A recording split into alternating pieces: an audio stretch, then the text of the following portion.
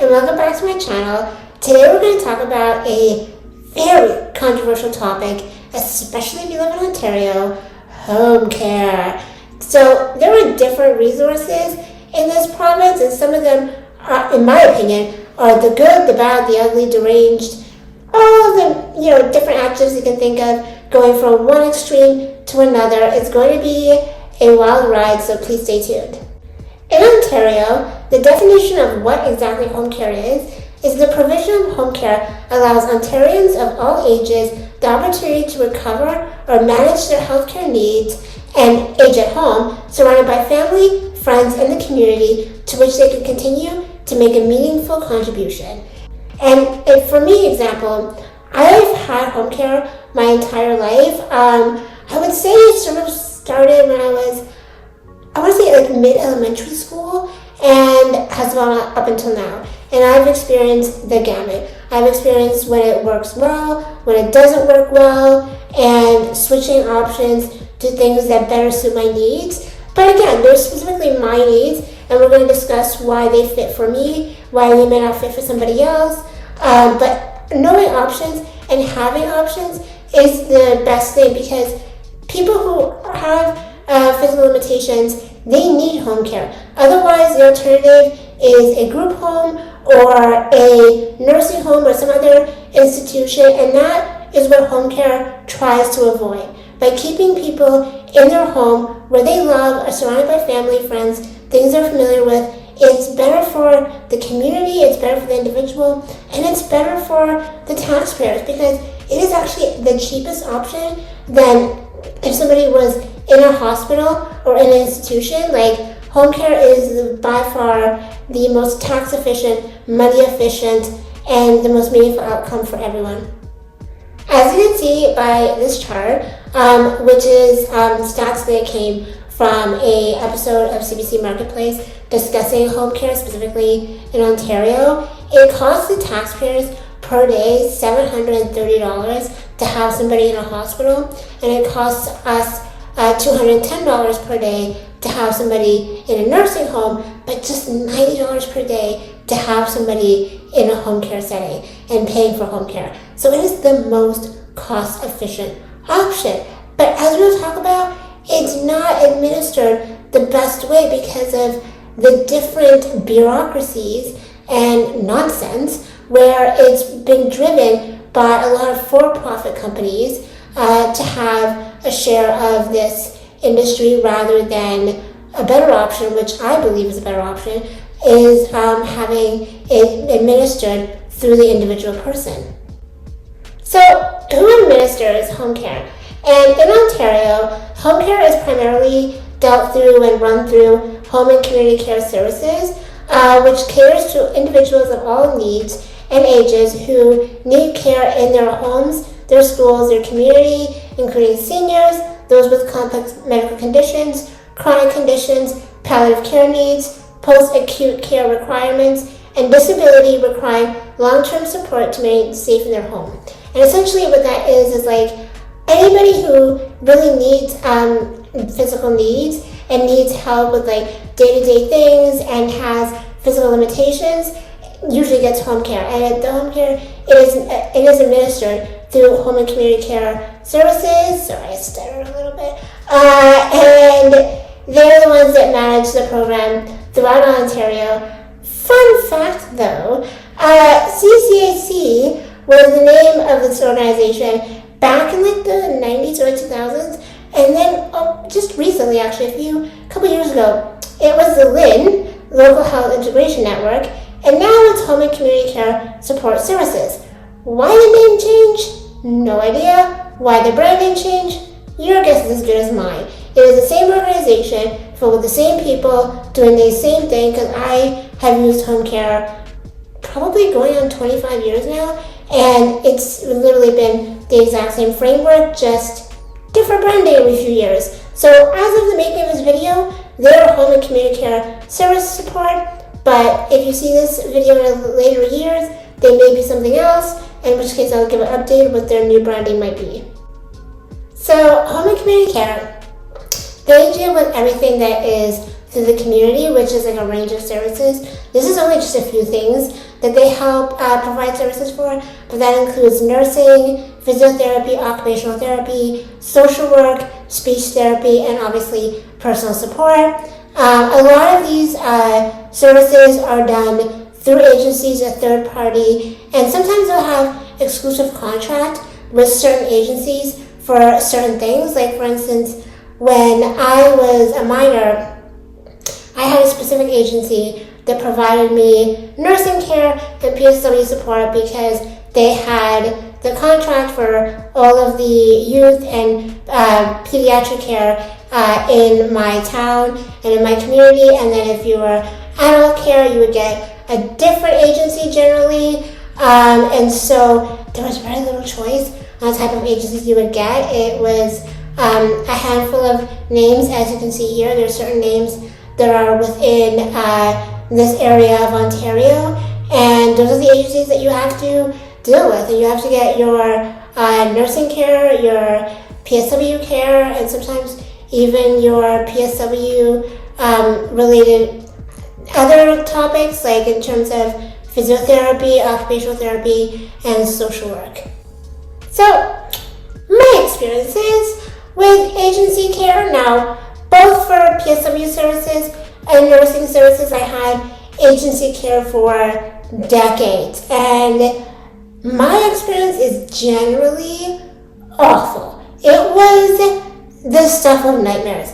Like, I'm not even joking. Like, it was truly appalling. When I saw the CBC marketplace and saw other people's experiences, I saw myself in that because it was a train wreck. Now, I should say, when I was a teenager, I had like a few glorious years where the agency that was providing me my care had a coordinator who, I don't know, actually did her job.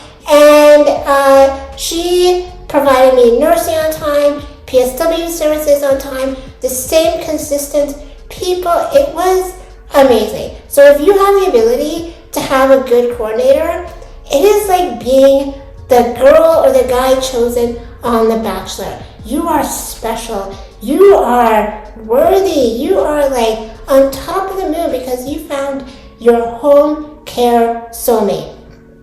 But after she left the job, I forget if she retired or not, but after she was replaced with somebody else, it was a cascade of one idiot after another.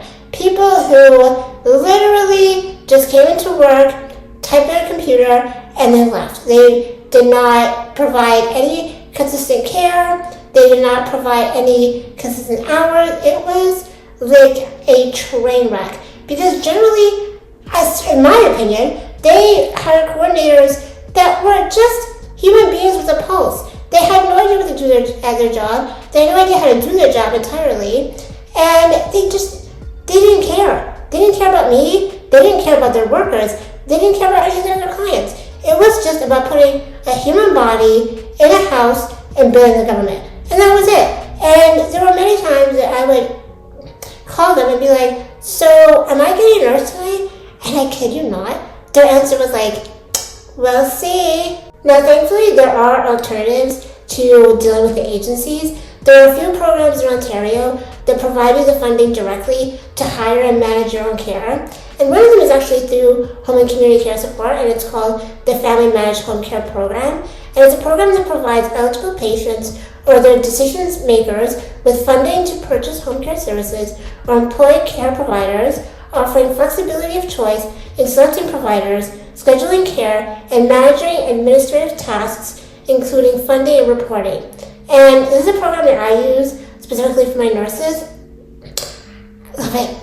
I absolutely love it because I am the person that chooses the nurses. I am the person that decides when somebody's working, what days they are in my home doing the care. I decide like who everything is.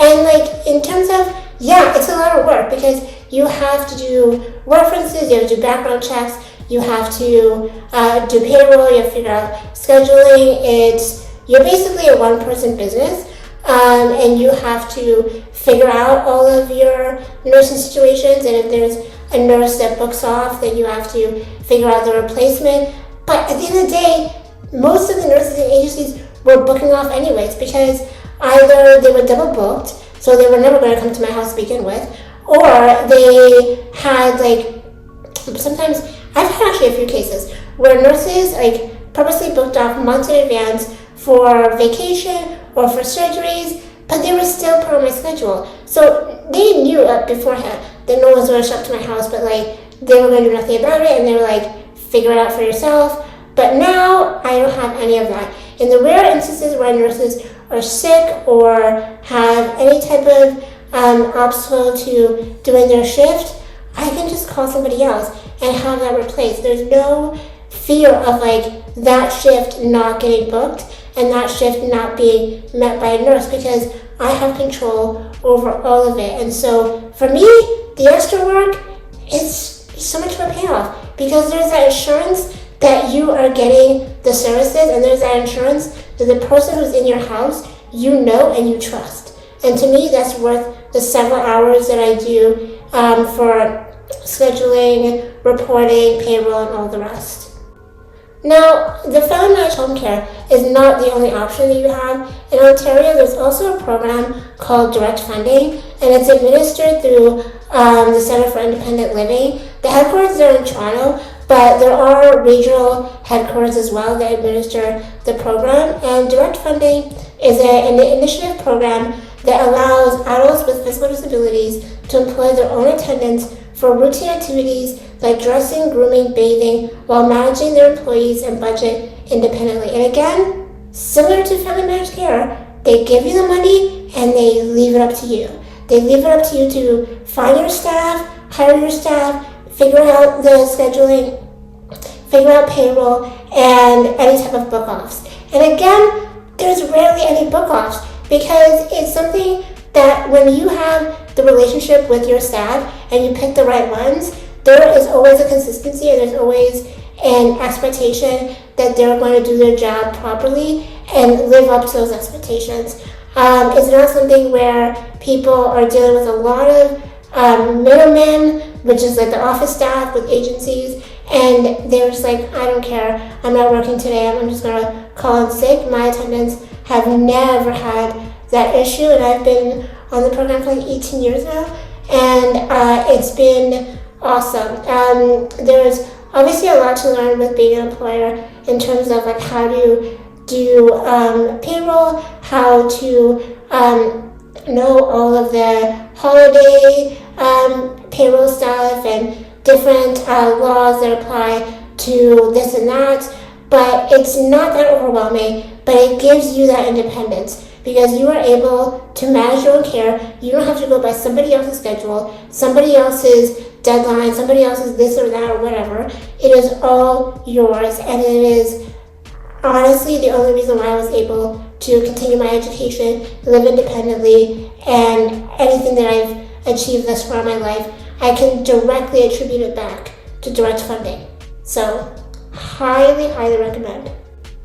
Now, for those who don't want to do the responsibilities of being an employer, which I totally get, it's a lot of work, it's a lot of effort to be the boss and manage your own care. There's still alternatives to agencies, so at least that's good.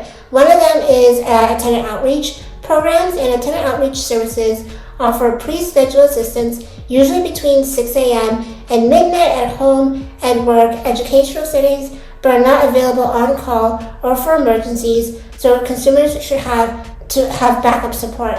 And these attendant outreaches, why they're different from agency care, is that attendant outreach programs are usually done through a not-for-profit or some type of charity, and so they have better retention of staff. They have better managers that help coordinate the scheduling and coordinate the services, and so that's why they're a lot different than agencies, because agencies are for-profit. These organizations are not-for-profit, and so they even hire people at higher wages in many cases than their for-profit alternatives. So I have never used attendant outreach myself, so I can't give you any personal experiences, but I know many people who have, and they love it. They especially love it as the main alternative to agency care, but not wanting to be the employer and still having the assurance of an office staff that will deal with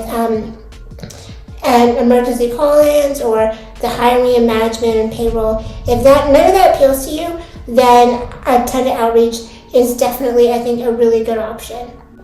Now, another alternative to agency care is programs that are also managed through many not-for-profits, which are called assisted living. And assisted living provides accessible apartments with pre-scheduled and on-call 24-hour attendance services. Now, when many people think of assisted living, they think of nursing homes, and it couldn't be further from the truth, because you have your own apartment, you have your own living space, you just have attendant care in the building, almost like a home care version of like a concierge, and they're there to help you with all of your daily tasks when it comes to bathing, meal prep, things like that. But you don't do like communal eating cafeterias, or at least rarely, and you don't do all of the negative connotations that you would have with a nursing home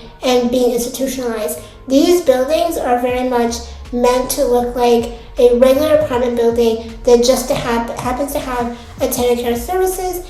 And what's great about it is that they do have emergencies because they're always there. Now, ideally, you do predominantly most of your needs through scheduling, but if there were like falls or something that came up, then there is a PSW in the building that could provide you that care. And a lot of them also have different units that are rented out to people, to the public, so it gives it more of a regular apartment building atmosphere rather than a nursing home type atmosphere, which is definitely what not these situations are.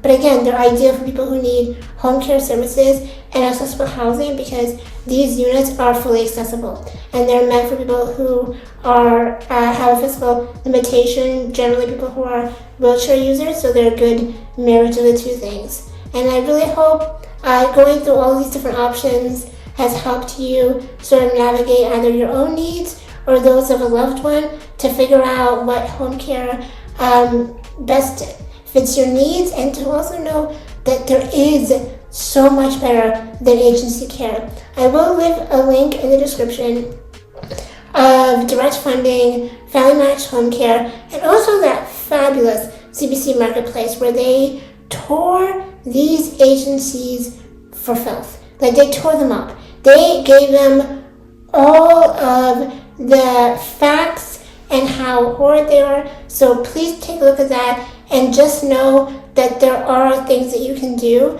to not be stuck in this vicious cycle. I'll see you in the next video.